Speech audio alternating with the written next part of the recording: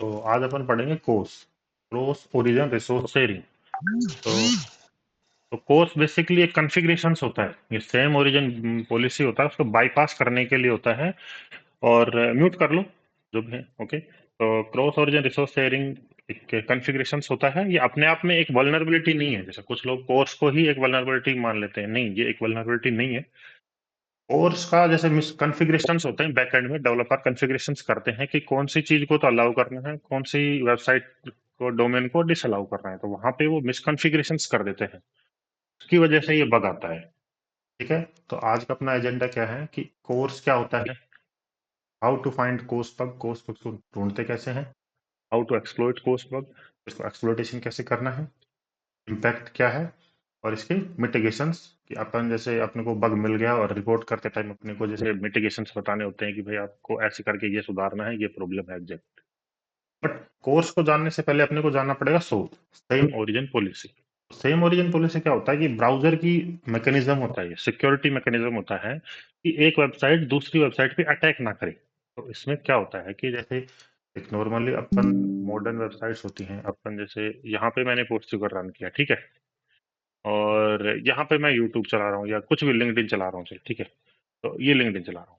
तो जो same origin policy क्या होती है कि जैसे यहाँ पे मैं कुछ भी कर रहा हूँ, कि जैसे मैंने एकेडमी चलाया, ठीक है, और यहाँ पे मैंने ये टॉपिक्स वगैरह ओपन कर लिए, तो ये देखो एक ही ब्राउजर में ओपन हो रहा है, ये भी और ये भी, ठीक है। तो एक ही ब्राउजर में ओपन हो रहा है, नहीं तो ये दोनों ब्राउजर क्या है, ये दोनों वेबसाइट आपस में एक दूसरे पे अटैक नहीं कर सकते सेम ओरिजिन पॉलिसी की वजह से। क्यों? कि इनका ओरिजिन अलग है। जैसे इस वेबसाइट है, इसका ओरिजिन क्या है, portugal.net। ये वेबसाइट कहाँ से आ रही है, मतलब इसका ओरिजिन, इसका सर्वर कहाँ पे है, इस डोमेन पे portugal.net पे, ठीक है। और ये वेबसाइट ये है linkedin.com पे। तो ये इस पे अटैक करेगा तो इसको पता चल जाएगा कि हाँ भाई ये रिक्वेस्ट तो पोर्चुगल से आ रही है, अपने को इसका रेस्पॉन्स नहीं देना है और इसको अपनी चीजें नहीं बतानी है कि भाई अपने पास क्या सेंसिटिव डेटा है क्या नहीं है। ऐसे ऐसे ये लिंक्डइन इस पे, या फिर आप इसी चीज पे जैसे यूट्यूब पे देख सकते हो, या फिर कुछ भी जैसे गिटहब है, तो गिटहब पे मान लो मैंने कुछ सेंसिटिव डेटा, मान लो प्राइवेट कुछ डेटा रखा हुआ है, ठीक है, और पोर्चुगल वहां से एक्सेस करना चाहिए। मैं बैकएंड की बात कर रहा हूँ कि ये वेबसाइट गिटहब से मेरा सेंसिटिव डेटा एक्सेस करना चाहिए, तो ये नहीं कर सकती। क्यों? कि ये सेम ओरिजिन पॉलिसी होती है, ब्राउजर का सिक्योरिटी मैकेनिज्म होता है, उसके कारण ये वेबसाइट आपस में अटैक नहीं कर सकती और एक दूसरे का डेटा नहीं देख सकते। कि मैं यहाँ पे जो भी कर रहा हूँ ना, मैं लैब कर रहा हूँ, यहाँ पे कुछ पढ़ रहा हूँ, तो गिटहब वालों को नहीं पता एग्जैक्टली, इनको कुछ भी नहीं पता कि अपन यहाँ पे क्या कर रहे हैं। ठीक है, ऐसे ही जैसे गिटहब पे मैं मान लो डेटा वगैरह सेव कर रहा हूँ या फिर कुछ भी कर रहा हूँ, जैसे यहाँ पे मान लो मैंने प्रोफाइल ओपन करा और मैं यहाँ पे मान लो कुछ प्राइवेट मेरा रिपोजिटरी वगैरह बना रहा हूँ, प्राइवेट जिस्ट वगैरह बना रहा हूँ, ठीक है, तो उसमें क्या है, पोस्ट फिगर वालों को नहीं पता चलेगा कि भाई अपन यहाँ पे क्या कर रहे हैं। तो ये same origin policy security mechanism होता है, तो ये ठीक है। इसमें क्या होता है कि ये रेस्ट्रिक्ट करता है, देखो same origin policy restricts script on one origin from accessing data from another origin. अभी मैंने बताया कि नॉर्मल पोर्ट सुगर है जो गिटहब से डेटा एक्सेस नहीं कर सकता है। तो एन ओरिजिन कंसिस्ट, ओरिजिन में क्या क्या होता है, URL schema, domain and port number. तो ओरिजिन में ये होता है URL schema, HTTP normal website dot com, ठीक है, और पोर्ट नंबर। तो एचटीटीपी के लिए पोर्ट होता है 80 और एचटीटीपीएस के लिए होता है पोर्ट 443। ये मैंने बताया था, एचटीटीपी वेबसाइट है, पोर्ट होता है 80 पोर्ट, एचटीटीपीएस है तो पोर्ट होता है 443। तो अभी मान लो ये वेबसाइट है http:// normal website dot com, ठीक है। अब यहाँ पे अपन देखना चाहें कि ये वेबसाइट है, ठीक है? एक ब्राउजर में ये वेबसाइट चल रही है, ये यूआरएल चल रहा है कुछ भी, जैसे ये एग्जाम्पल.com, और दूसरे ब्राउजर में ये चल रहा है http normal website dot com. तो ये आपस में डेटा एक्सचेंज कर सकती हैं। क्यों? ये देखो इनका स्कीमा सेम है तो http, इनका डोमेन भी सेम है और पोर्ट तो सेम है ही, तो दोनों http है तो पोर्ट 80 है, तो ये आपस में डेटा एक्सचेंज कर सकती हैं, ठीक है। एंड दूसरा है ये http normal website dot com, हाँ ये भी कर सकता है। यूआरएल अलग है, यूआरएल का इस ओरिजिन से कोई लेना देना नहीं है। सेम ओरिजिन पॉलिसी ओनली क्या क्या देखता है, एक तो स्कीमा मतलब ये एचटीटीपी है या एचटीटीपीएस है, ठीक है, फिर वेबसाइट का डोमेन दिखता है और पोर्ट। तो ये तीन चीज मिल जाती हैं तो वो आपस में डेटा एक्सचेंज कर सकते हैं। तो ये सेम ओरिजिन पॉलिसी वाली बात है, ठीक है। अब यहाँ पे देखते हैं ये वेबसाइट है एच टी नॉर्मल वेबसाइट को, ये देखो ये एच है और ये एच है और ये दोनों अलग अलग ब्राउजर में चल रहे हैं। तो ये दोनों, ये इसका डेटा नहीं देख सकता और ये इसका, आपस में डेटा एक्सचेंज नहीं कर सकते। क्यों? इनका पोर्ट अलग है या फिर स्कीमा अलग, आप जो भी बोल सकते हो। एच पे पोर्ट होता है 443, तो आप इसको बोल सकते हो कि भाई पोर्ट अलग है, और स्कीमा एच है वो भी अलग है। और ये दूसरी वेबसाइट है, चलो ठीक है, http तो ये है सब डोमेन, इस वेबसाइट की है सब डोमेन। ये भी आपस में डेटा एक्सचेंज नहीं कर सकते। एक टैब में ये चल रहा है मेरा वेबसाइट, एक टैब में ये चल रहा है, तो ये आपस में डेटा नहीं देख सकते। क्यों? ये सब डोमेन है और ये मैन डोमेन है, ठीक है, डोमेन डिफरेंट है। ऐसे ही ये भी, ये मैंने बताया था www डॉट, ये सब डोमेन होती है, ये मैन डोमेन है, और www dot normal website dot com ये क्या है? सब डोमेन। तो इसका क्या है? ये सब डोमेन है, ये मेन डोमेन है, तो आपस में डेटा एक्सचेंज नहीं कर सकते बिल्कुल भी। ऐसे ये है नॉर्मल वेबसाइट, तो इसका पोर्ट देखो, इसका पोर्ट अपने को अलग ही दिख रहा है 8080, तो ये भी नहीं कर सकता। देखो एक सिंपल सा एग्जांपल देता हूँ। एक ये वेबसाइट है, हमारी वेबसाइट है, सेम वेबसाइट है, फिर भी वो डेटा आपस में नहीं देख सकता। ये वेबसाइट है, ठीक है, अब आपको लगेगा कि ये सेम है, बट ये सेम नहीं है।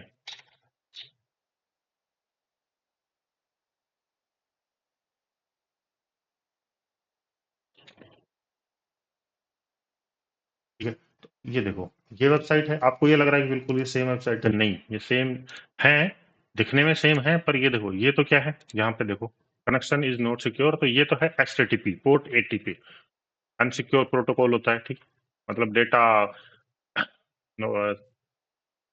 नॉर्मल डेटा जाता है जिसको कोई भी देख सकता है, तो ये प्रोटोकॉल है सिक्योर, ये है एचटीटीपीएस पे। तो ये दोनों आपस में एक्सचेंज डेटा नहीं कर सकती है। सेम वेबसाइट है, सेम सर्वर है, बट स्कीमा अलग है, या फिर पोर्ट अलग है, आप ये बोल सकते हो। देखो ये एचटीटीपी पोर्ट पे है, आप इसको देखना चाहो तो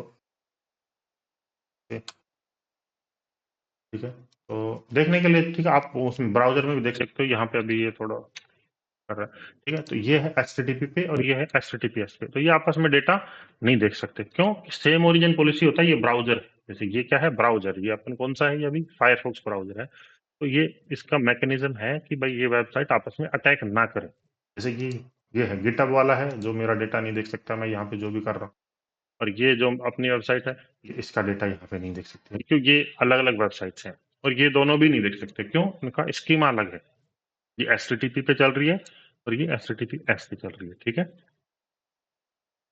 तो ये तो था सेम ओरिजिन पॉलिसी, बट दिक्कत कब आई कि कुछ टाइम अपने को जरूरत पड़ती है कि मैं चाहता हूँ, उस टाइम मैं चाहता हूँ कि मेरी एक ये वेबसाइट है, और मैंने एक सब डोमेन बनाई, मान लो एक ये सब डोमेन बनाई www डॉट, ठीक है, ये एक सब डोमेन बनाई, ठीक है, और मैं चाहता हूँ कि ये और ये आपस में डेटा एक्सचेंज करें। तो उसके लिए मेरे को क्रॉस ओरिजिन रिसोर्स शेयरिंग के कुछ कॉन्फ़िगरेशंस करने पड़ते हैं बैकएंड में, और मैं बता देता हूँ कि ठीक है, कि जब www डेटा, कुछ डेटा यहाँ से आपकी तरफ से लेना चाहे तो आप दे सकते हो, तो वो होता है कोर्स। तो ये एक मतलब इम्प्लीमेंटेशन होता है कि भाई सेम ओरिजिन पॉलिसी बहुत रेस्ट्रिक्टिव है, मतलब बहुत रेस्ट्रिक्टिव है, बिल्कुल भी डेटा एक्सेस नहीं कर सकते आप। तो उसके लिए अपन ने एक सेटिंग करी, चल ठीक है, ये तो दोनों अपनी वेबसाइट है और हम आपस में डेटा एक्सचेंज कर सकते हैं, तो मैंने, मेरे को मेरे बैकएंड में कुछ सेटिंग्स करनी पड़ेगी, कॉन्फ़िगरेशंस करने पड़ेंगे, उनकी वजह से ये दोनों आपस में डेटा एक्सचेंज करने पड़ते हैं। तो उसी को बोलते हैं course, cross origin resource sharing, मतलब क्रॉस ओरिजिन, आप नाम से ही देख लो, क्रॉस ओरिजिन रिसोर्स शेयरिंग, मतलब एक क्रॉस ओरिजिन मीन्स एक ओरिजिन से दूसरे ओरिजिन की तरफ, और रिसोर्स शेयरिंग मतलब डेटा शेयरिंग करना है। तो एक इसका ओरिजिन क्या है, देखो tcrsecurity.com, और ये क्या है, www, ये सब डोमेन है बेसिकली। तो ये दोनों डेटा से शेयर करना है, तो कोर्स का अपने को पीछे कॉन्फ़िगरेशन करना होगा, उसी के लिए फिर कोर्स आता है। तो देखो ये होता है cross origin resource sharing, a mechanism which enable controlled access to resource located outside of a given domain. It extends and adds flexibility to same origin policy. तो ये क्या करता है, जो सेम ओरिजिन पॉलिसी जो मैंने अभी बताई थी, क्या होता है कि डेटा आपस में दो वेबसाइट नहीं बात कर सकती, ना एक दूसरे को डेटा एक्सचेंज नहीं कर सकती, तो उसमें ये कुछ फ्लेक्सिबिलिटी ऐड कर देते हैं अपन। देखो कई बार अपने को जरूरत पड़ती है, और ये आपको बताएंगे कि जरूरत कब पड़ती है। क्या होता है कि जैसे अभी एपीआई का आपको नॉलेज नहीं है, तो मोस्ट ऑफ द टाइम ये जरूरत पड़ती है एपीआई में, ठीक है। होता क्या है कि मान लो मेरी वेबसाइट है, ये तो है ही वेबसाइट tcrsecurity.com। और मैंने एक दूसरी वेबसाइट बनाई api.tcr security.com। तो मैं चाहता हूं कि मेरी एपीआई के थ्रू जो मेरी मेन वेबसाइट है ना वो डेटा एक्सेस करे, और यहाँ में एपीआई में क्या होता है कि काफी सारे प्रोटोकॉल्स वगैरह होते हैं, और कुछ मैं डेटा वगैरह वहां पे रख सकता हूँ और फैच कर सकता हूँ, गेट पोस्ट वगैरह करके वहां पे कुछ डेटा फैच कर सकता हूँ। और मैं चाहता हूँ कि ये वेबसाइट एपीआई के थ्रू डेटा यहाँ पे ले ले और आपको शो कर दे। ये जरूरत पड़ती है अपने को, तब अपन कोर्स का इम्प्लीमेंटेशन करते हैं। और वो क्या करते हैं कि सेम ओरिजिन पॉलिसी में फ्लेक्सिबिलिटी ऐड कर देती है। अदरवाइज ये दोनों वेबसाइट आपस में डेटा शेयर नहीं कर सकती है। नॉर्मल जैसे API TCR security dot com और टीसीआर सिक्योरिटी डॉट कॉम आपस में डेटा एक्सचेंज नहीं कर सकती, शेयर नहीं कर सकती रिसोर्स। ठीक है, तो इसका थोड़ा सा और देखते हैं। जैसे ये वेबसाइट है, एक है ट्रस्ट डोमेन डॉट कॉम है और सेकंड डोमेन डॉट कॉम है। ठीक है, तो ये अपनी मान लो फर्स्ट डोमेन डॉट कॉम है, और यहाँ से तो ये तो वेबसाइट है और मैं चाहता हूँ कि फर्स्ट डोमेन डॉट कॉम यहाँ पे डेटा मेरा देख सके। तो मेरे को वहां पे सेट करना पड़ेगा कि ठीक है, आप एक्सेस कंट्रोल अलाउ ओरिजिन कर दो फर्स्ट डोमेन को। ठीक है, और उनको कर दो access allow credentials true. Means जब ये रिक्वेस्ट जाए तो आपको उसके साथ उसकी कुकीज भी ऐड करनी है। Access control allow credentials true means होता है कि कुकीज भी आपको ऐड करनी है रिक्वेस्ट के साथ। एक्सेस कंट्रोल अलाउ मेथड्स होते हैं कि मेथड कौन कौन से अलाउ हैं, कि भाई गेट मेथड होता है और पोस्ट मेथड। तो अभी अलाउ है गेट और पोस्ट। तो मोस्टली आप देखोगे कि गेट और पोस्ट ही अलाउ होता है। कई बार आपको गेट अलाउ होता है, कई बार पोस्ट, ऐसे भी होता है। तो ये डिपेंड करता है कॉन्फ़िगरेशन पे। ऐसे होता है जैसे मेरे को दो डोमेन्स है और मेरे को कॉन्फ़िगरेशंस करना है, तो मेरे को ये कॉन्फ़िगरेशन बैकएंड में करनी होगी। ठीक है, तो जैसे access control allow credentials true का मतलब ये है तो इसके साथ ये कुकी भी अलाउ है। क्यों? विदाउट कुकीज ऑथेंटिकेट कैसे होगा? जैसे मेरे को इस वेबसाइट एपीआई से और टीसीआर सिक्योरिटी डॉट कॉम से डेटा यहाँ पे लेना है यहाँ से, तो मेरे को वहां पे कुकी भी उसके साथ लेनी होगी। विदाउट कुकी मैं यहाँ पे ऑथेंटिकेट नहीं कर पाऊंगा, जैसे कुकी के थ्रू ऑथेंटिकेशन है तो। ठीक है, तो कोर्स बग अपने को ढूंढने कैसे हैं लाइव वेबसाइट्स पे? अपने को पहले ये देखना पड़ेगा कि वेबसाइट में ओरिजिन हेडर है या नहीं है। देखो, सबसे पहले तो अपने को देखो ये देखना होता है कि जेसन डेटा रेस्पॉन्स में जेसन डेटा है या नहीं है। तो जेसन डेटा क्या होता है कि जैसे आपने जेसन डेटा शायद मैंने आपको बताया था। जेसन डेटा क्या होता है कि जो करली ब्रेसेस में जो डेटा होता है, करली ब्रेसेस में जो डेटा होता है ऐसे, उसमें जैसे की वैल्यू पेयर में होता है कि जैसे की एंड वैल्यू पेयर में होता है। ठीक है, ऐसे तो ये जेसन डेटा होता है। तो आपको सबसे पहले ये देखना है कि अपने रेस्पॉन्स है, कोई भी रिक्वेस्ट अपनी जा रही है और रेस्पॉन्स में अपने वर्क स्यूट में देख रहे हैं कि वह रिक्वेस्ट का रेस्पॉन्स देख रहे हैं और उसमें डेटा है और वो सेंसिटिव है। उसके बाद अपने को देखना है कि ओरिजिन हेडर है या नहीं है। ओरिजिन हेडर है तो उसमें अपने को जैसे कोई भी अपना हेडर अपन नल ऐड कर दो, या फिर कोई भी आपको एग्जाम्पल डॉट कॉम ऐड कर दो, बिंग डॉट कॉम ऐड कर दो, अटैकर डॉट कॉम ऐड कर दो, कुछ भी ऐड करके आप उस रिक्वेस्ट को सेंड करना है। और फिर चेक करना है कि भाई एक्सेप्टेड है या नहीं। जैसे क्या होता है कि ये है, चलो आपको क्या देखना है, जेसन डेटा है नहीं, तो ये यहाँ पे भी आपको बता देता है कि डेटा कौन सा है। ये एमआईएमई टाइप होता है ना, यहाँ पता चल जाता है कि जेसन, ये एचटीएमएल डेटा है। ठीक है, ये देखो ये जेसन डेटा है, दिख रहा है, ये देखो google.com का है, जेसन डेटा है। तो आपको देखना है कि जेसन डेटा है या नहीं है। तो ये जेसन डेटा तो है अपने पास। ठीक है, ये बंदा, हाँ ठीक है, तो ये अपने को देखना है जेसन डेटा है। तो फर्स्ट कंडीशन तो क्या है, डेटा जेसन होना चाहिए। तो मैंने ये रिक्वेस्ट यहाँ पे भेजी और मेरे को देखना है कि यहाँ सेंसिटिव डेटा रेस्पॉन्स में है या नहीं है। ठीक है, तो यहाँ पे देखो स्मार्ट सेटअप ट्रोन, तो ऐसा कुछ सेंसिटिव दिख नहीं रहा है। यदि सेंसिटिव है तो फिर अपने को नेक्स्ट कंडीशन पे बढ़ना है। तो चलो दूसरा अपन देखते हैं ऐसे ही, जैसे ये है रिक्वेस्ट है, इसको अपन सेंड करते हैं राइट क्लिक करके रिपीटर में और यहाँ पे सेंड कर देते हैं। ठीक है, इसमें भी सेम है। चलो अपन मान लेते हैं कि ये सेंसिटिव डेटा है। ठीक है, तो सेंसिटिव डेटा होने के बाद आपको चेक करना होगा ओरिजिन हेडर। तो यहाँ पे आपको देखना होगा ओरिजिन हेडर है या नहीं है। तो ये देखो ओरिजिन हेडर यहाँ पे पहले से है।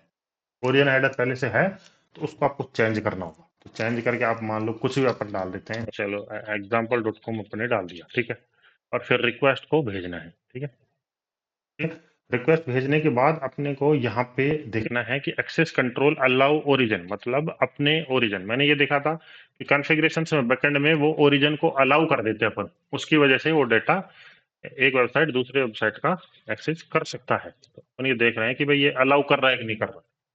ठीक है, मैंने यहाँ भेजा और उसके बाद ये बता रहा है एक्सेस कंट्रोल अलाउ ओरिजिन है, बट ये नहीं दिखा रहा, एग्जाम्पल डॉट कॉम नहीं दिखा रहा है कि only play dot Google dot com वही अलाउ है, आप इसको अलाउ नहीं है। ठीक है, तो इसके बाद आप चलो ये नहीं हो रहा तो आप नल चेक कर सकते हो, नल डॉट कॉम। ठीक है, ऐसे नल डॉट कॉम चेक कर सकते हो नल को अलाउ है या नहीं।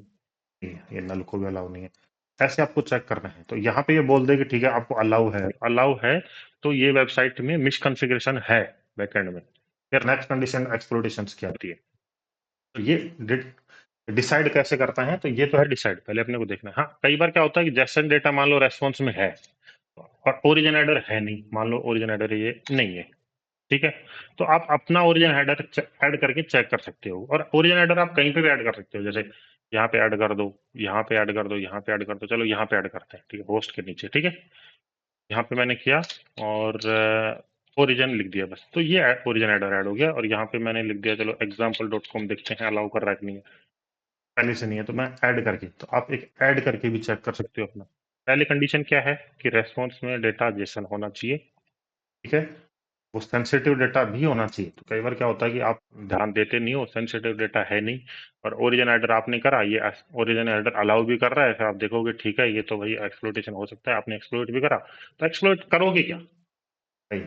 बेसिकली मिसकॉन्फ़िगरेशन, कोर के मिसकॉन्फ़िगरेशन से आप ये सेंसिटिव डेटा यूजर का एक्सेस कर सकते हो। मान लो यहाँ पे सेंसिटिव डेटा है और आपने कोर्स वल्नरेबिलिटी मिल गई, ठीक है, और एक्सप्लॉइटेबल भी है, तो आप उस जो भी ये वल्नरेबिलिटी है उस यूजर का ये डेटा आप वहां से निकाल सकते हो एक रिक्वेस्ट के थ्रू। ठीक है, तो अब यहाँ पे मान लो सेंसिटिव डेटा है ही नहीं, तो उसके बाद मान लो वल्नरेबल भी है, तो आप क्या ही निकाल लोगे डेटा, कैसे ही निकाल, मतलब एक्सप्लोइटेबल भी आप कर लिए तो डेटा तो कुछ निकाल नहीं पाओगे। तो इवन तब भी कुछ कुछ कंपनी उसको एक्सेप्ट कर लेती हैं, कुछ नहीं करती हैं, तो वो आप पे लक पे डिपेंड करता है कि मान लो सेंसिटिव डेटा नहीं है और आपने रिपोर्ट कर दिया, तो वो बोलेंगे कि भाई सेंसिटिव डेटा ही नहीं है, आप क्या थेफ्ट करोगे यहाँ से। ठीक है, तो वो डिपेंड करता है, आप फिर भी रिपोर्ट कर सकते हो। ठीक है, फिर ये बताया मैंने, देखो if there is origin header is not present and response data is JSON, add origin header with null value. तो वो इस कंडीशन में मैंने बताया ओरिजिन हेडर नहीं है तो ओरिजिन हेडर आप अपना ऐड कर सकते हैं, पहले से है तो उसको एग्जाम्पल डॉट कॉम या नल डाल के चेक करेंगे। ठीक है, और ओरिजिन हेडर नहीं है तो अपना ऐड कर देंगे अपना ओरिजिन हेडर। तो ये और हेडर्स की तरह ही होता है, होस्ट हेडर है ऐसे अपने ओरिजिन हेडर, ओरिजिन लिख दिया और एग्जाम्पल डॉट कॉम डाल के चेक करा एक्सेस कंट्रोल अलाउ ओरिजिन है या नहीं है, यहाँ पे नहीं है। ठीक है, तो आप थोड़ा सा एक्सप्लोरेशन देखते हैं लैब्स में, तो आपको थोड़ा और समझ में आएगा कि चीजें काम कैसे कर रही हैं। तो पहले देखते हैं कि नल ओरिजिन एक्सेप्टेड होता है तब क्या होता है। तो कई बार क्या सब डोमेन भी एक्सेप्टेड होता है, उसके बारे में भी बात करेंगे, उसको कैसे एक्सप्लोरेशन करते हैं। पहले देखते हैं कि नॉर्मल वेबसाइट में नल ओरिजिन और वेबसाइट कोई भी वेबसाइट एक्सेप्टेड हो तब अपन क्या कर सकते हैं। ठीक है, तो, तो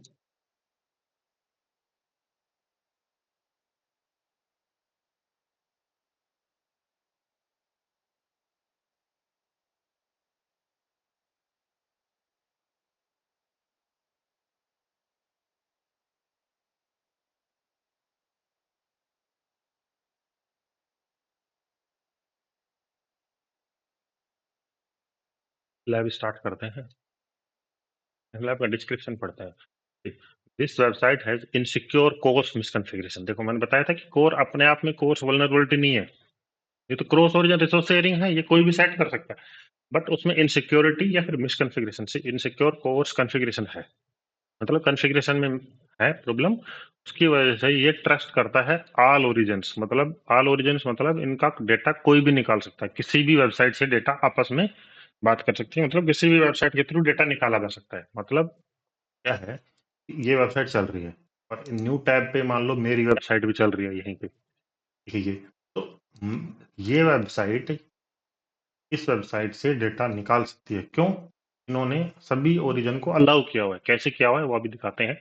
तो ये इस वेबसाइट पे मान लो मैं एक पेलोड डाल दूं और उस पर यूजर क्लिक करे तो वो डेटा मैं थेफ्ट कर लूंगा और वो उस डेटा का वो यूजर का सेंसिटिव डेटा मेरे पास आ जाएगा। ठीक है, इसको कैसे एक्सप्लोइटेशन करते हैं, कैसे ढूंढते हैं वो अभी देखते हैं। कॉपी करते हैं और यहाँ पे पेस्ट कर देते हैं।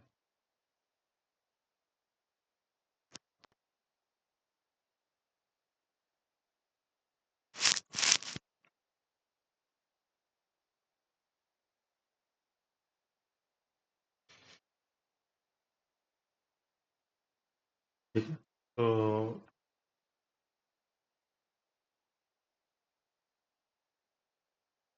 टाइम लगा रहा है। ओके, अभी देखो, अभी मैंने कुछ किया नहीं है।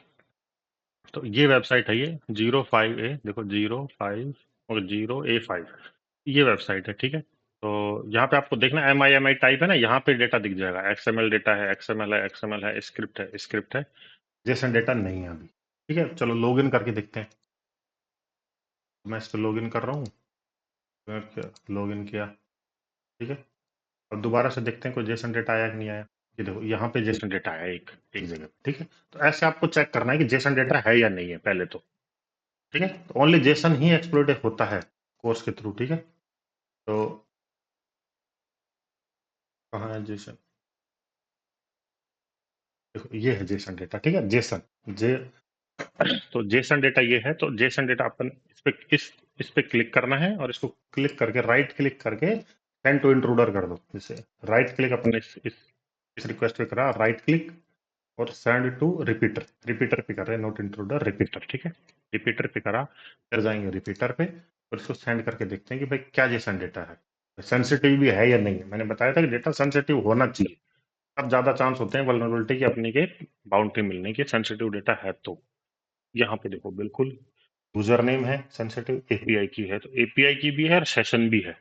ठीक है, ये देखो ये सेशन कुकी है, तो ये सेशन कुकी भी यहाँ पे है, एपीआई की भी है। ठीक है, तो डेटा तो श्योर सेंसिटिव है। ये देखो एपीआई की यहाँ पे है तो ये सेंसिटिव डेटा है। तो इसके बाद नेक्स्ट चीज क्या होती है कि भैया ओरिजिन हेडर है या नहीं है। अपने को देखना है भी ओरिजिन हेडर है या नहीं है। तो यहाँ पे होस्ट हेडर है, कुकी हेडर है, ये हेडर है, ये है ओरिजिन हेडर यहाँ पे नहीं है। तो ओरिजिन हेडर नहीं है तो आप अपना ऐड करके चेक करेंगे। ठीक है, तो होस्ट वाले के नीचे अपना हेडर ऐड करते हैं, कहीं पे भी ऐड कर सकते हो आप। चलो यहाँ पे भी ऐड कर सकते हो। ठीक है, यहाँ पे मैं आया और राइट एंटर कर, देखो सिंपल है बिल्कुल। यहाँ पे मैं कर्सर लाया, उसके बाद एंटर करा और यहाँ पे सिंपल जैसे आप नोटपैड में करते हो ऐसे एडिट कर सकते हो ओरिजिन। और मैं यहाँ पे डाल के देखता हूँ, चलो example.com। example.com मतलब है किसी वेबसाइट को अलाउ कर रहा है कि नहीं कर रहा डेटा, कि भाई वो यहाँ से डेटा निकाल सकता है कि नहीं। तो ओरिजिन का हेडर का मतलब ये होता है कि ये इस ओरिजिन से, यदि ये वेबसाइट यहाँ से ये डेटा निकालना चाहे तो ये वेबसाइट डेटा देगी या नहीं देगी। ठीक है, रिक्वेस्ट को सेंड करते हैं। ठीक है, देखो access control allow origin example.com, मतलब ये अलाउ कर रहा है। दूसरी वेबसाइट डाल के देखते हैं। ठीक है, मान लो ये डाल के देखा अपनी वेबसाइट। ठीक है, देखो ये अलाउ कर रहा है। तो इसका मतलब ये है कि इस इन वेबसाइट पे किस ये वेबसाइट यहाँ से डेटा निकाल सकती है, कि मतलब यहाँ पे ये चल रहा है और यहाँ पे ये वो वेबसाइट ये चल रहा है, तो ये डेटा वहां पे निकाल सकता है। ठीक है, तो ये डेटा यहाँ से निकाल सकते हैं आपस में। जैसे ये वेब डेटा है, ये वेबसाइट है, तो ये वेबसाइट यहाँ से डेटा निकाल सकती है। ठीक है, तो ये तो वल्नरेबिलिटी तो है। तो नेक्स्ट चीज होती है इसको एक्सप्लोइटेशन कैसे करना है। एक्सप्लोइटेशन के लिए आपको एक तो देखो, तो पेलोड्स होते हैं, ऑनलाइन मिल जाएगा, इजी है। यहाँ पे मैं आपको एक यूआरएल भेज देता हूँ,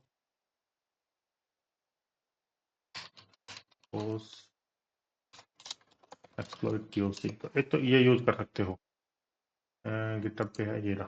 ठीक है, तो ये पीओसी है, तो ये पीओसी आप कॉपी पेस्ट कर लो और ये देखो ये पीओसी है, तो ये यूज कर सकते हो आप, सिंपल है। ठीक है, ये भी ठीक है। अभी मैं कॉपी करके आप सेंड करूंगा तो ये जाएगा नहीं, तो मैं आपको ये यूआरएल भेज रहा हूँ, तो कॉपी कर लेना और आप इस पे बिल्कुल कर सकते हो। तो कॉपी पेस्ट आप कर लेना और इसको सेव कर लेना। तो सेव कैसे करना है मैं बताता हूँ, कि आपके किसी भी फोल्डर में जाओ, जैसे मैंने ये सेव किया हुआ है यहाँ पे, इस फोल्डर है और ये कोर्स के नाम से जैसे ये सेव किया हुआ ये है। ठीक है, इसमें कुछ नहीं है, मैंने मेरा नाम ऐड किया हुआ है, ये कुछ नहीं है, बाकी पेलोड चीज सेम ही है। ठीक है, ये ऐड करा हुआ है। इसमें क्या करना है, आपको यहाँ पे वो यूआरएल डालना है, यहाँ पे जो वल्नरेबल यूआरएल है। अपने को वल्नरेबिलिटी कहाँ पे मिली थी, यहाँ पे मिली थी, ठीक है। कॉपी यूआरएल अपन ने करा, राइट क्लिक कॉपी यूआरएल, और अपना पेलोड ये है, और यहाँ पे देखो गेट लिखा हो ना, गेट, यहाँ पे ये पेस्ट कर देना है, ठीक है। पेस्ट करने के बाद सेव कर देना है। सेव करने के बाद कौन सी लोकेशन पे है, ये यहाँ पे, तो यहाँ पे राइट क्लिक करके इसको ओपन करना है विद फायरफॉक्स, गूगल क्रोम में, क्यों गूगल क्रोम में ही चल रही है वेबसाइट यहाँ पे, तो बगल में करना है। मतलब अब ये यहाँ से इसका डेटा निकाल सकता है, और अभी इन्होंने कुछ सिक्योरिटी लगाई हुई है तो ये नहीं निकाल सकता। बैकएंड में इन्होंने कुछ कॉन्फ़िगरेशंस कर रखे हैं, मतलब ये वल्नरेबल है, बट ये अभी नहीं कर रहा है, मतलब ये इन्हीं की वेबसाइट से निकल सकता है। तो अभी मैं दिखाता हूँ। होता क्या है कि अब ये इसका ओरिजिन है तो ये मानता है, तो इन्होंने क्या कर रखा है, access control allow credentials true. इसका मतलब क्या है कि जब रिक्वेस्ट जाएगी तो उसको कुकी भी सब मिल जाएगी। ये देखो, नॉर्मल मैं ओनली ये सिंगल कॉपी यूआरएल करूं, और इसको मैं मान लो अभी दिखाता हूं, तो ये कुछ नहीं मिलेगा यहाँ पे। मान लो इनकॉग्निटो मोड में मैं इसको चलाता हूँ, तो यहाँ पे कुछ नहीं है, देखो अनऑथराइज्ड आ रहा है, क्यों, कुकी नहीं है ना। कुकी होगा तभी तो ऑथराइज कर पाएगा, और ऑथराइज कर पाएगा तभी तो ये डेटा निकलेगा। ये बोलता है access control allow credentials true, means आपको कुकी भी साथ में मिल जाएगी, और कुकी के थ्रू आप ऑथेंटिकेट कर पाओगे। बट अभी ये जो अपन ये कर रहे हैं इसके थ्रू ये कुकी नहीं मिल रही है। देखो क्या रहा है, देखो मैं दिखाता हूँ क्या रिक्वेस्ट होती है। यहाँ पे अपन क्लिक करेंगे, वो जो मैं पेलोड बस आपको भेजा है सेम ही है, आपको सेव करना है तो यूआरएल डालना है। अभी ये देखो दिखेगा, अभी मैं यहाँ पे क्लिक करूंगा, ये रिक्वेस्ट जा रही है, ये देखो, ठीक है, दिख रहा है ये रिक्वेस्ट। तो कुकी भी इसने अपने आप ले ली है, सेशन की कुकी, देखो ENQ4, ये देखो ENQ4J, ठीक है। तो इन्होंने बैकएंड में कुछ सेटिंग कर रखी है, उसकी वजह से ये थोड़ा सा यहाँ पे दिक्कत कर रहा है। नहीं नहीं, अच्छा अच्छा चल गया है आज, पिछली बार थोड़ा दिक्कत कर रहा है। ये देखो ये एक्सप्लॉइट हो रहा है, दिख रहा है, ये डेटा यहाँ पे निकल रहा है। पिछली बार इसमें कुछ शायद इन्होंने कुछ मिसकॉन्फ़िगरेशन वगैरह थे तो ये काम नहीं कर रहा था। लास्ट सेशन से मैंने एक दिया था सेशन तब, आज इनका सही है, ठीक है। लैब में शायद इन्होंने कुछ चेंज किए।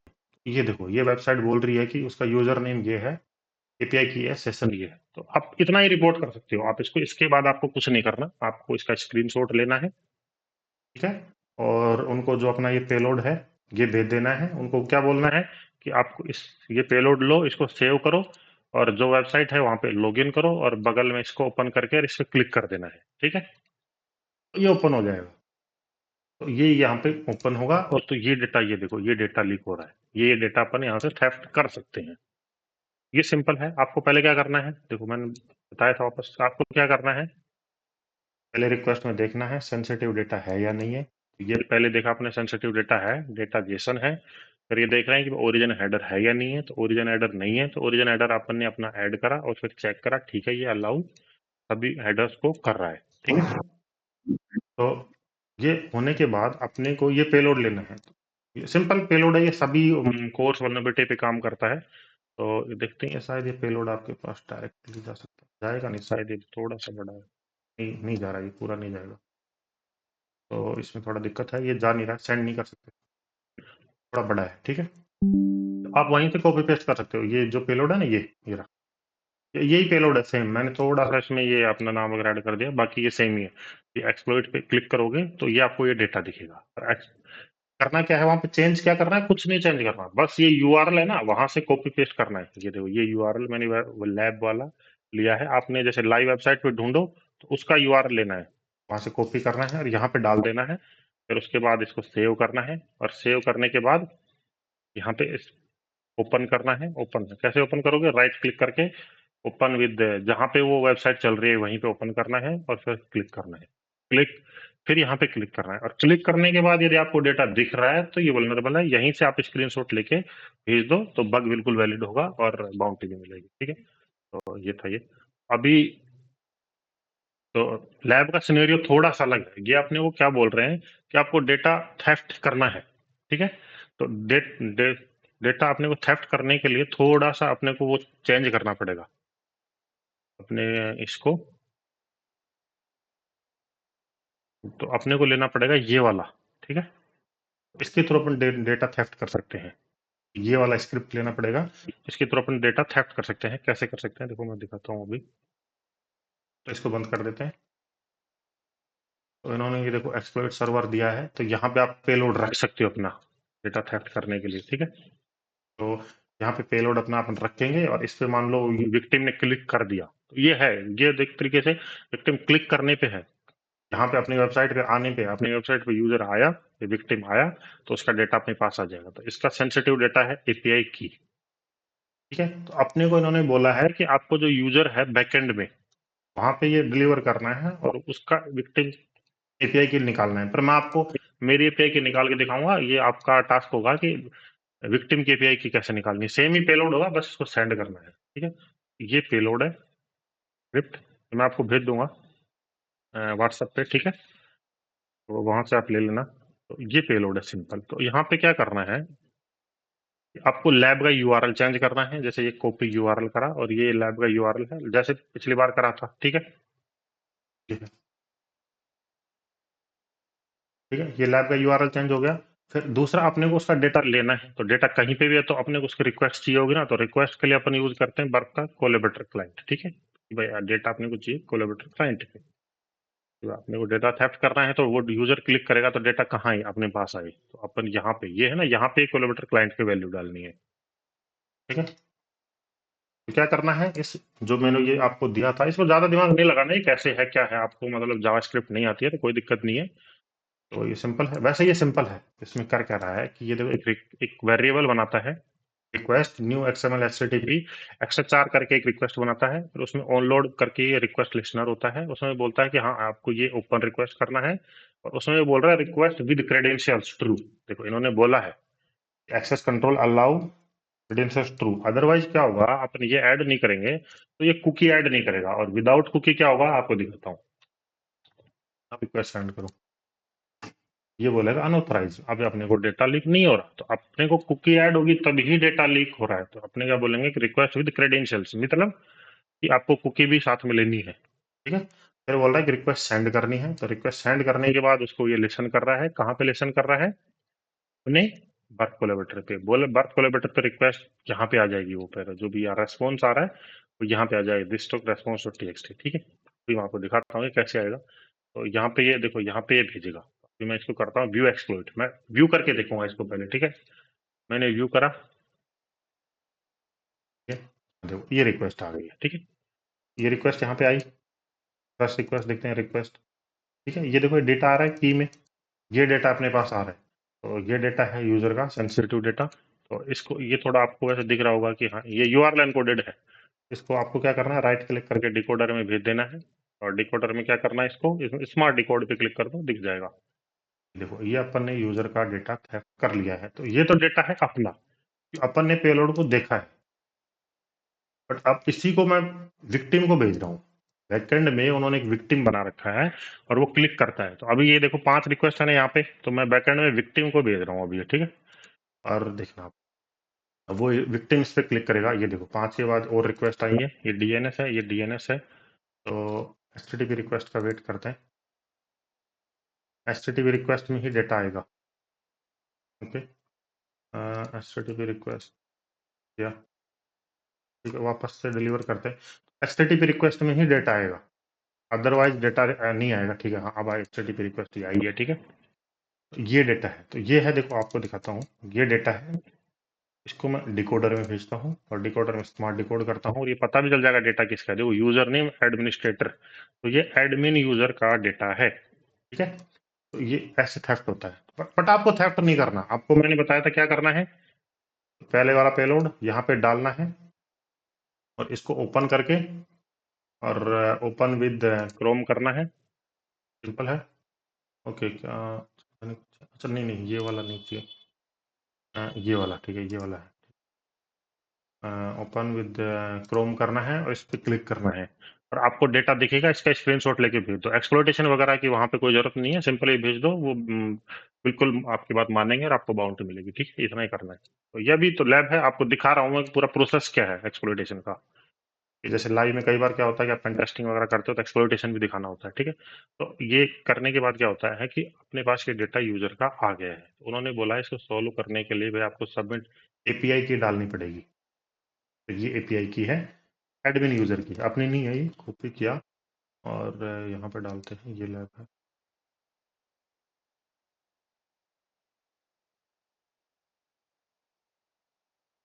हाँ, ठीक है, तो ये लैब सॉल्व हो गया। ठीक है, तो ये था इस लैब के बारे में।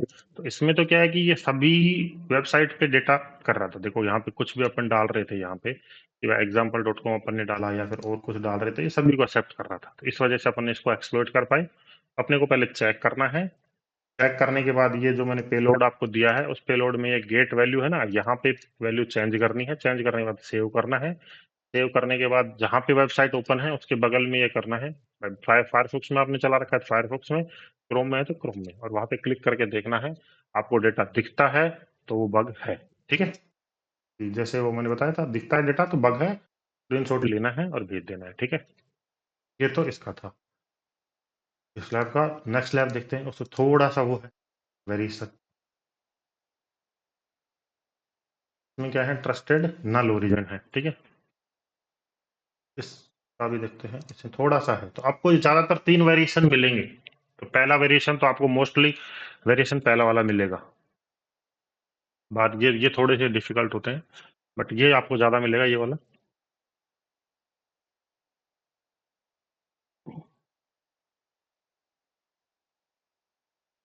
तो ये है एक, तो देखो नल ओरिजिन एक्सेप्टेड। अब ये देखेंगे नल ओरिजिन वाला। अभी अपन ने देखे थे कि कोई भी ओरिजिन एक्सेप्टेड हो, अब देखेंगे नल वाला। ठीक है, चला अब ये स्टार्ट हो गया है। इसको कर रहे कॉपी, और कॉपी करने के बाद पेस्ट। ठीक है, और अकाउंट लॉगिन करके देखते हैं। और डेटा तो वहां पे मैंने बताया था, और देख लेंगे अपना डेटा यहाँ पे आ जाता है। मैंने बताया था सेटिंग वगैरह सबको बताई थी, सेटिंग वगैरह क्या होती है, जो डेटा आपको अपने आप यहाँ पे आता रहेगा, अपने आप दिखेगा। तो वेबसाइट क्या है, 0AA600, तो ये वाली वेबसाइट है। ठीक है, तो इसके बाद अपने को जाना है जेसन। भाई जेसन कहाँ पे है, यहाँ पे दिख रहा है जेसन। जेसन डेटा पे अपने को दिखना है। तो इस रिक्वेस्ट को अपने को भेजना है कहाँ पे, रिपीटर में।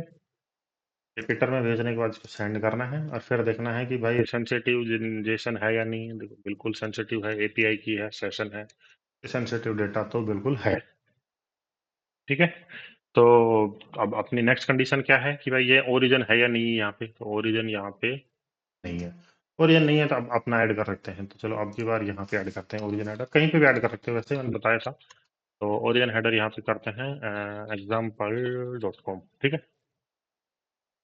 तो ये किया, और ये देखो ये एक्सेप्टेड नहीं है, यहाँ पे कोई अपने को आ ही नहीं रहा।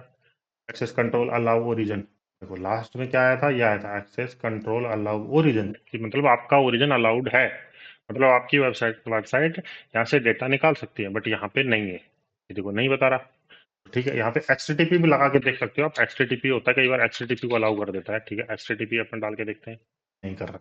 एचटीटीपी एस पे लगा के आपको देखना है। ठीक है, तो भी नहीं कर रहा। तो इसके बाद ये नहीं कर रहा है, तो आपको देखना है नल पे, कि नल को अलाउ कर रहा है कि नहीं।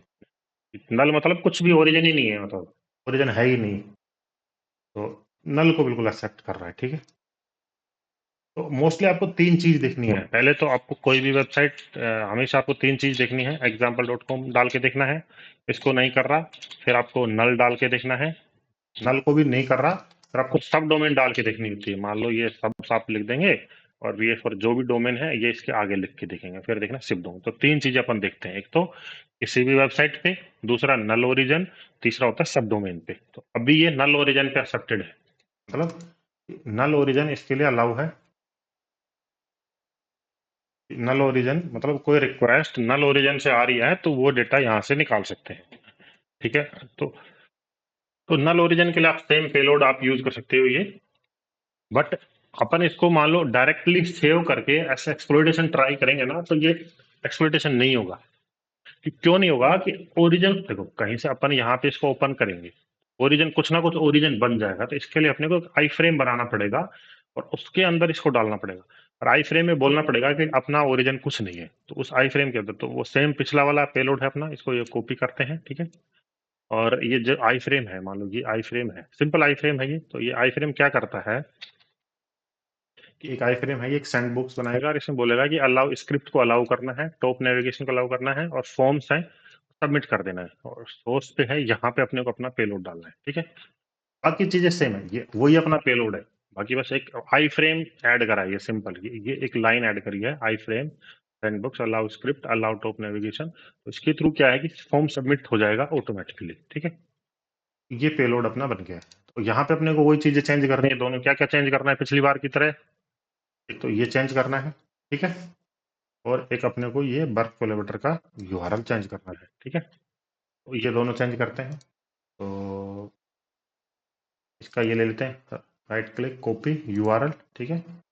और यहाँ पे डालना है गेट रिक्वेस्ट के आगे, ओके। तो यहाँ पे बर्फ का डालना है, तो ये अपना बर्फ है। तो नया बर्फ शुरू कर लेते हैं, इसमें काफ़ी सारी रिक्वेस्ट आ गई हैं। Burp collaborator client, copy to clipboard, यहाँ पे। तो ये बर्फ का यहाँ पे डाल दी। तो ये एक आई फ्रेम बना देता है, और उस आई फ्रेम के अंदर इसको एक्सप्लोइट कर सकते हैं, ठीक है। तो ये आप HTML में बना सकते हो बिल्कुल, जैसे आपको क्या करना है, यहाँ पे HTML डाल के उसके अंदर भी बना सकते हो, जैसे HTML एंड, ठीक है। और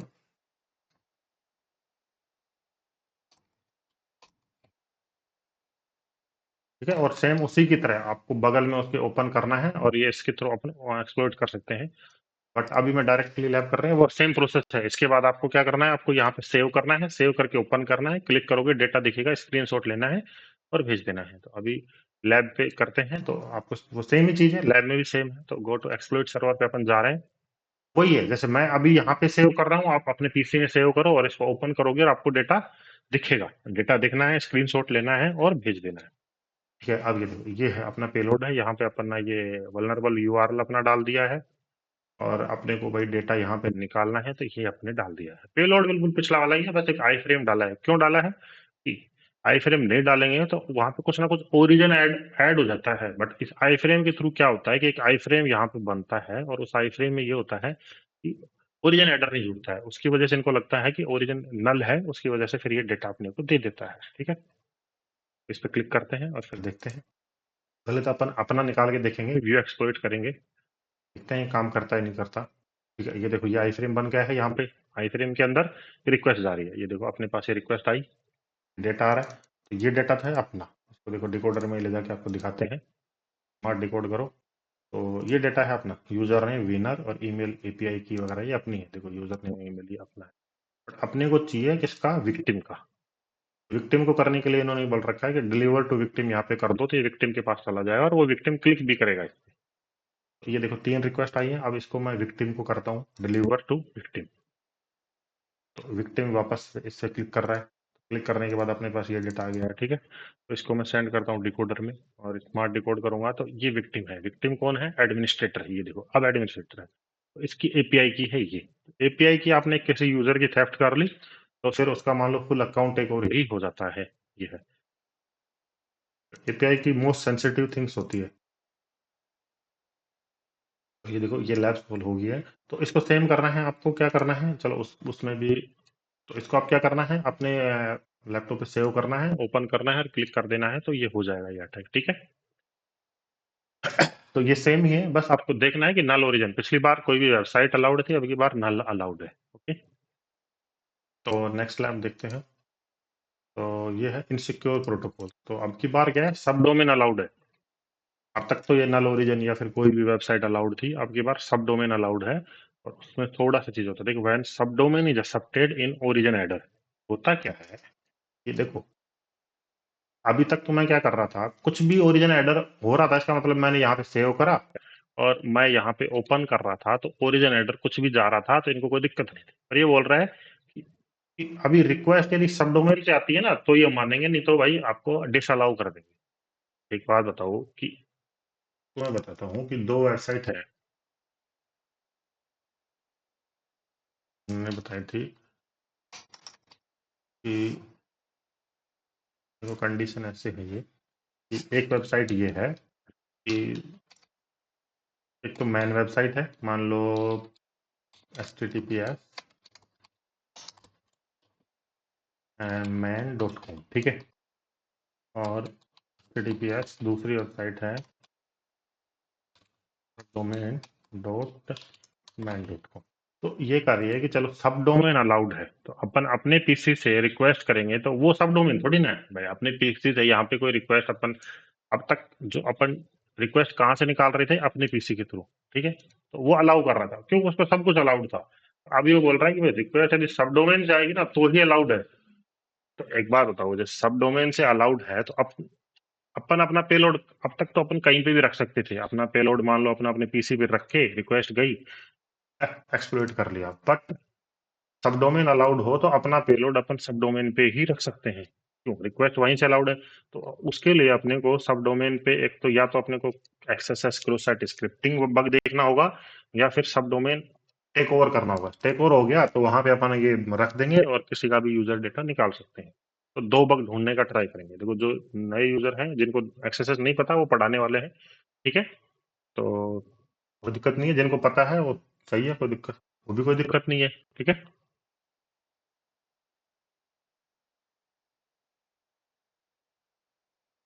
ठीक है। तो अब इसका देखते हैं कंडीशन। अभी देखो ये लैब करेंगे तो आपको चीजें और ज्यादा क्लियर हो जाएंगी कैसे काम कर रही हैं चीजें, ठीक है। कॉपी करते हैं और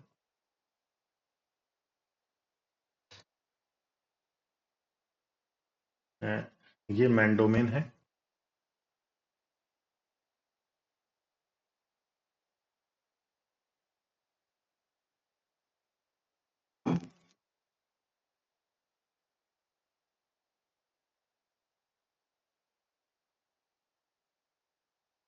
ओपन हो जा,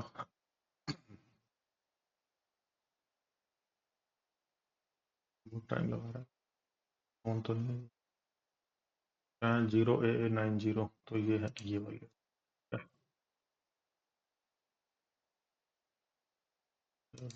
कर लेते हैं।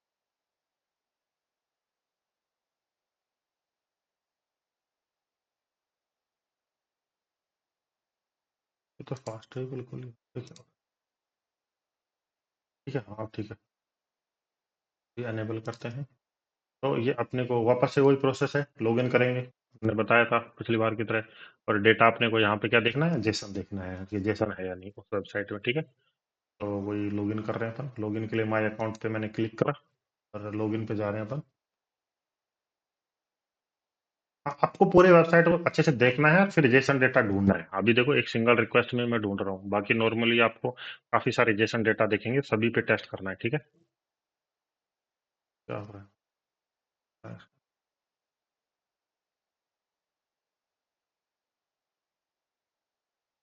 ठीक है, हाँ ये हो गया। ये दिखेगा नहीं, ये ओपन रखना होता है आपको, यदि डेटा यहाँ पे देखना है तो ये ओपन रखना होता है, ठीक है। अब इसमें जेसन डेटा देखना है, ये देखो ये जेसन डेटा है। अब इसको मैं रिक्वेस्ट को सेंड कर देता हूँ रिपीटर में, ठीक है। रिपीटर में सेंड करके देखते हैं। डेटा सेंसिटिव है, जेसन भी है। ओरिजिन हेडर यहाँ पे नहीं है, तो ओरिजिन हेडर आप अपना ऐड करेंगे पहले तो। ओरिजिन पहले तो देखेंगे एग्जाम्पल.com ये ले रहा है कि नहीं ले रहा, ठीक है। नहीं, नहीं हो रहा, देखो एक्सेस कंट्रोल वाला ओरिजिन नहीं है, ठीक है। फिर उसके बाद HTTP और HTTPS ट्राई करते हैं। HTTP ट्राई करेंगे, ठीक है। वो भी नहीं कर रहा। HTTPS करके देखते हैं, नहीं हो रहा। फिर इसके बाद नेक्स्ट थिंग अपन क्या देखते हैं, नल, कि भाई नल हो रहा है कि नहीं हो रहा। नल नहीं है। उसके बाद अपने को देखना है सब डोमेन, क्यों सबसे डिफिकल्ट होता है इसको एक्सप्लोर करना, तो ये लास्ट में ही देखना है। सब अपने को लिखना है, ये डोमेन है तो सब के आगे ये लगा देना है, तो ये इसका सब डोमेन हो गया अपने आप। मैंने ये तो डोमेन है और इसके पहले कुछ भी लिख दिया तो ये सब डोमेन हो गया, ये देखो, ठीक है, ये दिख रहा है। अब ये सब डोमेन है, देखो मैन डोमेन के आगे कुछ भी होता है डॉट करके तो वो सब डोमेन होता है। तो अब इस रिक्वेस्ट को सेंड करते हैं, अभी भी नहीं है, ठीक है। तो यहाँ पे HTTP लगा के देखते हैं। HTTP ये लगा के चेक करना है आपको, हटा के लगा के हर तरीके से चेक करना है। ये देखो HTTP में अलाउ है, मतलब ये कह रहा है कि रिक्वेस्ट यदि सब डोमेन से आती है ना तो डेटा थेफ्ट कर सकते हो, आप डेटा निकाल सकते हो। अब सब डोमेन से डेटा अपने को निकालना है, तो बंद कर देते हैं। सब डोमेन से डेटा अपने को निकालना है तो पेलोड अपना सब डोमेन पे होना चाहिए, पेलोड सब डोमेन से एग्जीक्यूट होना चाहिए। क्यों, अपन मान लो अपने डोमेन से,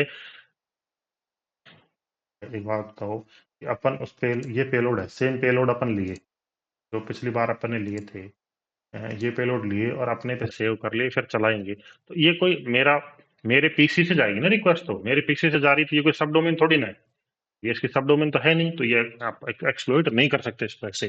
तो इसके लिए आपको सब डोमेन ढूंढनी पड़ेगी, और सब डोमेन पे आपको एक्सएसएस बग ढूंढना पड़ेगा, या फिर सब डोमेन टेक ओवर करना पड़ेगा।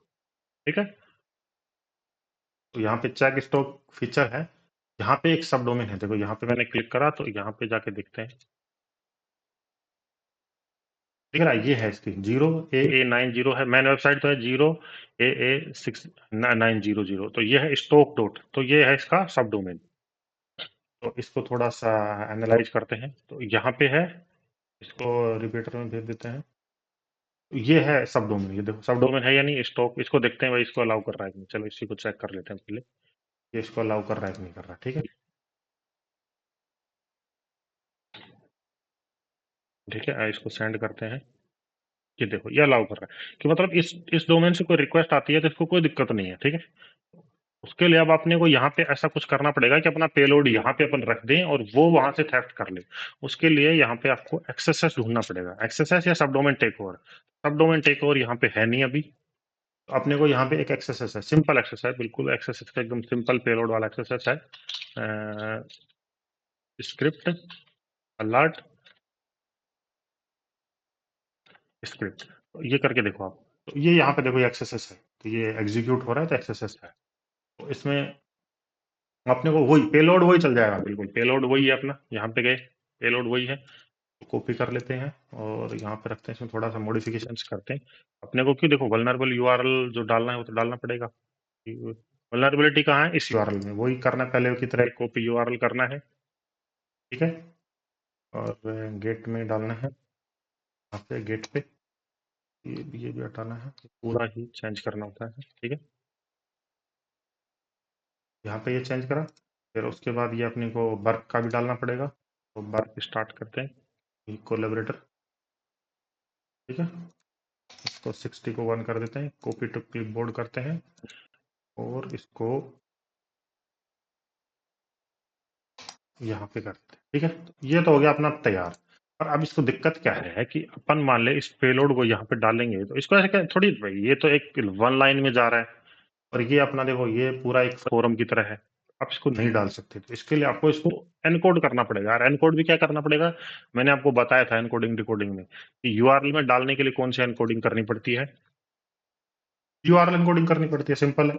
ये पेलोड है यहाँ पे मैंने रखा, और फिर मेरे को क्या करनी है, यूआरएल एनकोडिंग, क्यों मेरे को ये पेलोड कहाँ पे रखना है, यहाँ पे।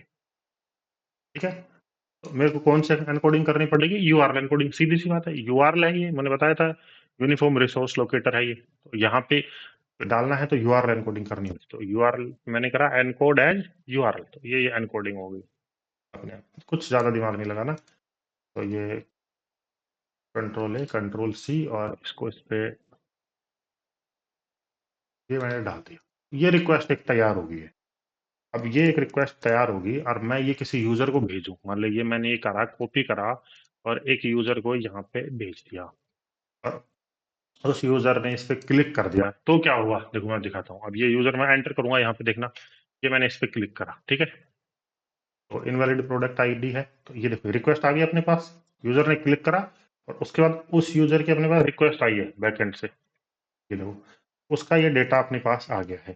इसको वहां पे देखते हैं ये डेटा क्या है, सेंड टू इंक्लूडर इंट्रोडर करते हैं, स्मार्ट डिकोड करते हैं, ये देखो उस यूजर का डेटा अपने पास आ गया है, इस यूजर पे, इस पे अपन जिसको भी भेजेंगे वो क्लिक करेगा, तो अपन अभी तो अपन ने ही क्लिक करा है, तो अपना डेटा ये आ गया है। ऐसे दूसरे यूजर को भेजेंगे तो वो भी कर देगा, तो ये सेम ही है, इसको एक्सप्लोटेशन के लिए भी सेम ही टेक्निक है। ठीक है, तो ये तो था कोर्स का एक्सप्लोटेशन मेथड। फिर एक दो केस स्टडी देखते हैं।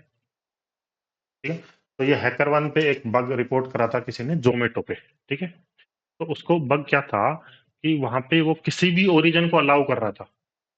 देखो ये बग रिपोर्ट है 4261161665। ठीक है, 426165 है, तो यहाँ पे सर्च करते हैं इसको, हैकर वन 41426165। ठीक है, ये है, तो ये जोमेटो पे बग किसी ने निकाला था, तो उसमें वो क्या कर रहा था कि कोई भी ओरिजिन अलाउ कर रहा था। ये देखो ये रिक्वेस्ट उसने भेजी यूजर ने, देखो ये रिक्वेस्ट हुई थी, ये तो होस्ट था और उसने कहाँ ओरिजिन ऐड करा, ये ओरिजिन ऐड करा कि भाई उसने कुछ भी लिख दिया, ये देखो डेवलपर एक्सेस कुछ भी लिख दिया उसने, ये ओरिजिन ऐड करा और वो ओरिजिन यहाँ पे अलाउ कर रहा था, एक्सेस कंट्रोल अलाउ ओरिजिन, ठीक है। और उसके बाद उसने वही अपना वाला पेलोड लिया जो मैंने बताया था और उसको एग्जीक्यूट हुआ और एग्जीक्यूशन के बाद उसने रिपोर्ट करा और 550 की उसको बाउंटी लगी थी जोमेटो पे, ठीक है। तो ये बग है। फिर इसमें क्या है, सभी को अलाउ कर रहा था, सेम प्रोसेस है, जो रिक्वेस्ट थी उसमें क्या करा उसने, ओरिजिन ऐड करा है, कुछ नहीं करा उसने ओरिजिन ऐड करा, ओरिजिन आ रही है और फिर उसके बाद उसी जो अपन ने ये पेलोड यूज किया था, इस पेलोड में उसकी कॉपी यूआरएल करके यहाँ पे डाला और इसको ऐड करा और वो दिख रहा था डेटा, तो उसने उसको रिपोर्ट कर दिया, ठीक है। फिर नेक्स्ट एक और बग है, तो ये बग भी सेम है। इसमें ये देखो, ये ओरिजिन हेडर है, इसने ओरिजिन हेडर ऐड करा यहाँ पे, देखो ये वेबसाइट थी, इसने ये ओरिजिन हेडर ऐड करा और ये यहाँ पे access control allow origin header पे अलाउ कर रहा है, तो ये सेम बग है, तो इसने रिपोर्ट करा, तो ये भी मीडियम, देखो आप इनका इम्पैक्ट क्या होता है कि वो डिपेंड करता है, एक्सेस कंट्रोल अलाउ ओरिजिन ये अलाउ कर देता है तो बग है। उसके बाद आपको एक्सप्लोइटेशन हमेशा ट्राई करना है, नहीं तो क्या है कई बार बिना एक्सप्लोइटेशन वो आपको मना कर देंगे। ये ढूंढने के बाद हमेशा बग आपने ढूंढ लिया कि भी वो अलाउ कर रहा है, अलाउ करने के बाद आपको पेलोड तो जस्ट सिंपल है, इसमें डालना है, सेव करने के बाद यहाँ पे कोर्स में करना है, कोर्स करने के बाद इसको ओपन करना है, ठीक है। ओपन करने के बाद इस पर क्लिक करना है और डेटा आपको दिख जाए तो वल्नरेबल है, अभी ये चेंज नहीं करा तो दिखेगा नहीं, डेटा आपको यहाँ पे दिख जाए ना तो वल्नरेबल है, फिर आप उसका स्क्रीनशॉट लेके रिपोर्ट कर सकते हो, ठीक है। तो वो डेफिनेटली वल्नरेबल होता है और उसकी बाउंटी भी मिलती है। तो आपको इम्पैक्ट है, आपको ये कैसे पता चलेगा कि मैं किस लेवल की रिपोर्ट करूँ इस बग को, भाई P1 P2 P3, तो डिपेंड करता है कि डेटा क्या लीक हो रहा है, मान लो यूजर नेम वगैरह लीक हो रहे हैं तो P4 में जाएगा, कुछ थोड़ा सा सेंसिटिव डेटा जा रहा है तो P3 में जाएगा, एपीआई की वगैरह या फिर कुछ और सेंसिटिव डेटा हो तो वो P1 में भी जाता है, एपीआई की लीक हो रहा है ना कोर्स के थ्रू तो वो P1 में जाता है, ठीक है। तो डिपेंड करता है कि लीक क्या हो रहा है, तो उसके अकॉर्डिंग आप रिपोर्ट, एपीआई की रिपोर्ट कर, एपीआई की लीक हो रही है तो P1 में रिपोर्ट करो, ठीक है। अदरवाइज आप P3 P2 किसी में रिपोर्ट कर सकते हो, वैसे कोर्स में आप रिपोर्ट कर दो, वो अपने आप भी डिसाइड कर लेते हैं कि इम्पैक्ट क्या रखना है, क्यों उनको ज्यादा पता होता है कि उनका डेटा कितना सेंसिटिव है, ठीक है। तो मिटिगेशंस के लिए आपको क्या करना है, आपको उनको बताना है कि भाई नल ओरिजिन कभी एक्सेप्ट नहीं करना है, भाई नल ओरिजिन कभी भी अलाउ नहीं करना है, और जब अलाउ कुछ करना है तो ट्रस्टेड पे करो, जिस जिस वेबसाइट को आपको ट्रस्ट करते हो कि भाई ये वेबसाइट तो अपने ट्रस्टफुल है और उन्हीं को अलाउ करना है, और वाइट लिस्टिंग यूज कर सकते हैं उसके लिए, ठीक है। और एक बग मैंने रिपोर्ट करा था, अ, ये बग मैंने रिपोर्ट करा था नेटफ्लिक्स पे, ठीक है, 2019 में। तो ये देखो P4 में गया था, P4 में, तो ये www.netflix.com पे था और उसमें क्या था, ये देखो वो सेम बग है, ये देखो मैंने ये चेक करा और ये आपको दिखेगा नहीं, ये देखो ये स्क्रीनशॉट में ये क्या, देखो ये मैंने लिख रखा है access control allow credentials true बता रहा है और access control allow origin attacker dot com पे अलाउ कर रहा है, बट डेटा इतना सेंसिटिव था नहीं इसलिए उन्होंने P4 में इसको कर दिया था, तो ये नेटफ्लिक्स पे था बग 2019 में, ठीक है, ये 2019 में मैंने रिपोर्ट करा था, ठीक है। तो ये बग मैंने रिपोर्ट करा था नेटफ्लिक्स पे, ठीक है? तो ये था, थैंक्स फॉर ज्वाइनिंग कोर्स।